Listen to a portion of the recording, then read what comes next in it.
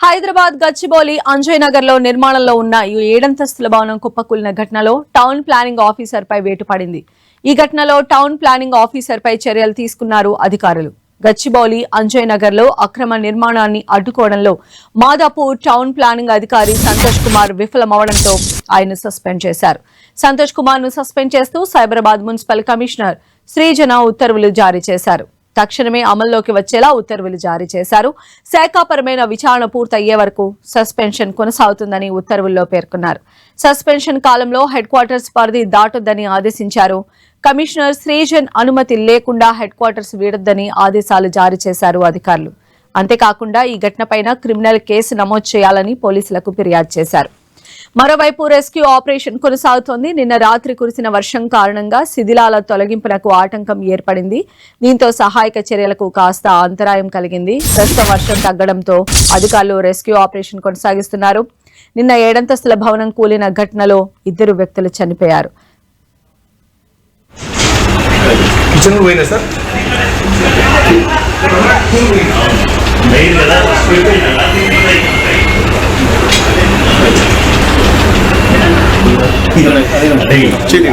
Bedroom అండి, ఇది bedroom.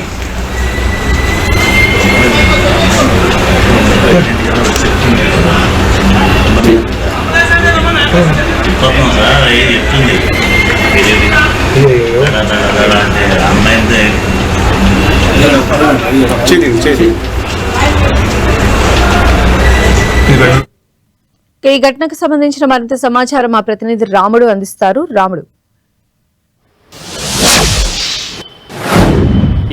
సంధ్య, ఎట్టకేలకు అంటే సిఎంసికి సంబంధించినటువంటి ఒక అధికారి పైన అయితే చర్యలు తీసుకోవడం జరిగింది. టీపీఓ సంతోష్ను సస్పెండ్ చేస్తూ కమిషనర్ నిర్ణయం తీసుకుంది.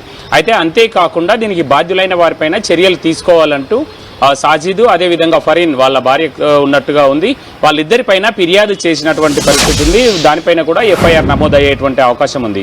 ఇక అక్కడ జరిగినటువంటి ఘటన నేపథ్యంలో 2 మృత్యువార్త పడ్డట్టుగా అధికారులు ఫైనలైజ్ చేయడం జరిగింది. ఇక పక్కన ఉండేటువంటి భవనానికి 2 భవనాలకు తీవ్రంగా నష్టం వాటిల్లింది. అందులో ఒక భవనాన్ని పూర్తిగా తొలగించేందుకోసం అధికారులు చర్యలు తీసుకుంటున్నారు. ఆ భారీ యంత్రాన్ని అక్కడికి తీసుకొచ్చేందుకోసం అవసరమైనటువంటి చర్యలు తీసుకుంటుండగా నిన్న రాత్రి కురిసినటువంటి వర్షం కారణంగా అక్కడ కొంత సహాయ చర్యలకు కానీ అదేవిధంగా అధికారులు చేపట్టేటువంటి ఇతర పనులకు కానీ కొంత ఆటంకం ఏర్పడినటువంటి పరిస్థితి ఉంది. మరికొద్ది సేపట్లో అక్కడ పూర్తి స్థాయిలో ఉన్నతాధికారులు చేరుకోవడంతో పాటు అవసరమైనటువంటి పనులు ఆ మెన్ అండ్ మెషినరీ కూడా పూర్తిగా అక్కడికి చేరుకోనుంది. ఆ తర్వాత మొత్తం ఆ శిథిలాలను తొలగించడం, అదేవిధంగా ఆ పక్కన 2 భవనాలు, ఒక భారీ భవనం అదేవిధంగా ఒక చిన్న భవనం 2 కూడా కొంత పాక్షికంగా దెబ్బతిన్నాయి. ఒక భవనానికి అయితే కొంత ఎక్కువగా నష్టం వాటిల్లింది. ఆ భవనాన్ని కూల్చివేయాలా ఏంటి అనేటువంటి అంశాలపైన ఫోకస్ పెట్టారు. తప్పనిసరిగా ఆ భవనాన్ని కూల్చేటువంటి పరిస్థితులే ఎక్కువగా కనబడుతున్నాయి సంధ్య. అయితే మొత్తంగా చూసినప్పుడు అక్రమ నిర్మాణం చాలా కొద్ది స్థలంలో గ్రౌండ్ ప్లస్ 6 అంతస్తులు పైన పెంట్ హౌస్ అంటే 50 గజాల స్థలంలో అంత పెద్ద నిర్మాణం జరుగుతున్నా అధికారులు ఎందుకు పట్టించుకోలేదు అనేది ప్రధానమైనటువంటి చర్చగా ఇప్పుడు ముందుంది. మనం హైదరాబాద్ నగరంలో చూస్తే ఇంకొక అంశం ఏంటంటే సంధ్య, ఎక్కడైనా నిర్మాణం కూలింది అంటే అది అక్రమ నిర్మాణమే ఉంటుంది.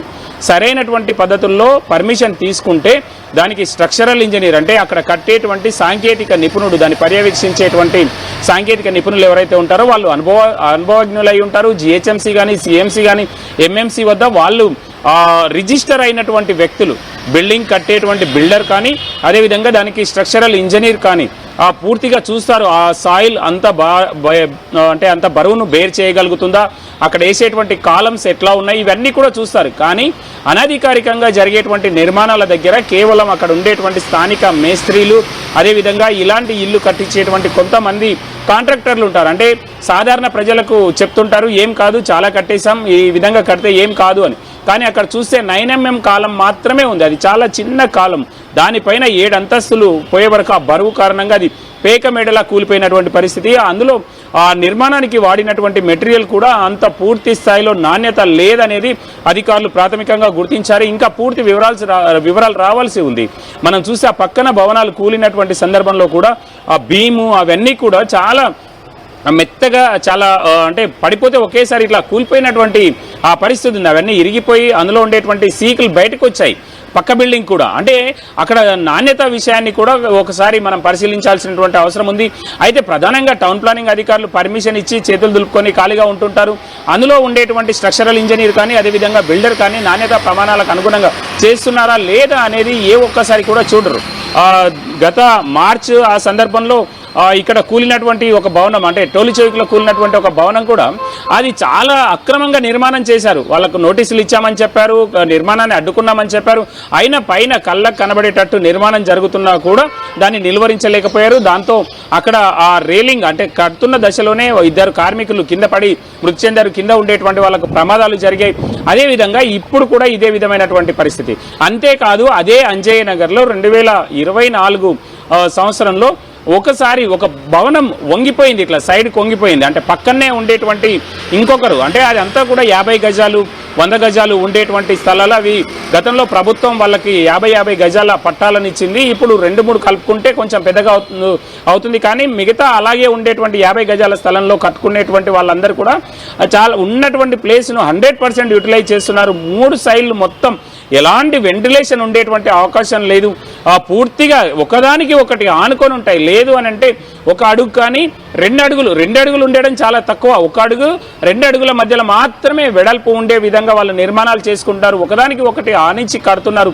కాబట్టి ఈ ప్రమాదాలు, అంటే ఆ భవనం 7 అదే 2 అది జనరల్గా అయితే G+1 వస్తుంది, లేదంటే Stilt+2 వస్తుంది. ఆ 50 గజాలకు సంబంధించి ఆ 2 ఫ్లోర్లు మాత్రమే ఉంటే అది అక్కడే కింద పడిపోయి ఉండేది. పక్క భవనానికి ఎలాంటి ఇబ్బంది జరిగేటువంటి అవకాశం లేదు. అంటే అక్రమ నిర్మాణాలు విచ్చలవిడిగా చేయడం వల్ల, అవి సరైనటువంటి పద్ధతిలో చేయకపోవడం వల్ల ఈ విధమైనటువంటి సమస్యలు వస్తుంటాయి. అంతేకాకుండా ఆ విధంగా అంత పెద్ద నిర్మాణాలు కట్టడం, ఆ పక్కనే ఐటీ ఏరియా ఉంటుంది, అందులో పనిచేసేటువంటి వాళ్ళు హాస్టల్లో ఉంటారు. చాలా ప్రాంతాల నుంచి, అంటే ఇటు మధ్యప్రదేశ్ నుంచి కానీ, ఒరిస్సా నుంచి కానీ, యూపీ నుంచి వచ్చినటువంటి వాళ్ళందరూ కూడా అంజయ్య నగర్, సిద్దికి నగర్ ప్రాంతాల్లో చాలా మంది ఉంటారు. వాళ్ళందరూ డబుల్ డ్యూటీ చేస్తుంటారు. హాస్టల్లో జస్ట్ వచ్చి రిఫ్రెష్ అయ్యి కొద్ది గంటలు మాత్రం పడుకొని వెళ్ళిపోయేటువంటి పరిస్థితి ఉంటుంది. డబుల్ డ్యూటీ లేదా 12 గంటల డ్యూటీలు చేస్తుంటారు. కాబట్టి ఎవరు కూడా అక్కడ ఉండరు. కాబట్టి అలాంటి వాళ్ళకి హాస్టల్స్ని ఇచ్చేయడం, గెస్ట్ హౌస్లుగా మార్చేయడం, దీనివల్లనే అక్కడ ఎక్కువ లాభాలు వస్తున్నాయనేటువంటి ఆశతో ఈ విధమైనటువంటి అక్రమ నిర్మాణాలు చాలా ఎక్కువగా వస్తున్నాయి. ఇలాంటి అంశాలపైన అధికారులు ఫోకస్ చేయాల్సి ఉంది. గత 2 ఏళ్ల క్రితం అక్కడ జరిగినటువంటి ఒక ఘటన ఏదైతే, అంటే దాదాపు అది కూడా G+4 పెంట్ హౌస్ ఉంది. ఆ పక్కన ఉండేటువంటి వాళ్ళు 50 గజాల్లో మళ్ళీ నిర్మాణం చేయడం కోసం పక్కన పిల్లర్ల కోసం గుంతలు తీశారు. దాంతో అది కదిలి ఈ భవనం పక్కకు వంగిపోయినటువంటి పరిస్థితి. అంటే అప్పటి నుంచే అక్కడ ఫోకస్ చేసి ఉంటే ఈరోజు 2 ప్రాణాలు పోయేవి కాదు.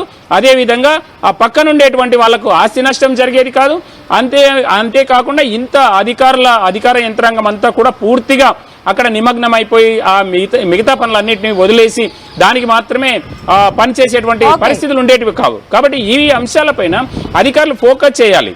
లేదు అని అంటే ఈ ప్రమాదాలు తరచూ జరిగేటువంటి అవకాశం ఉంది. ఇప్పటికైనా ఇటు ఎంఎంసీ కానీ, జిహెచ్ఎంసీ కానీ, సిఎంసీ అధికారులు టౌన్ ప్లానింగ్ సంబంధించి ప్రత్యేకంగా ఇలాంటి అంశాలపైన ఫోకస్ పెట్టాల్సినటువంటి అవసరం అయితే ఉంది సంధ్య. yes, absolutely Ramulu.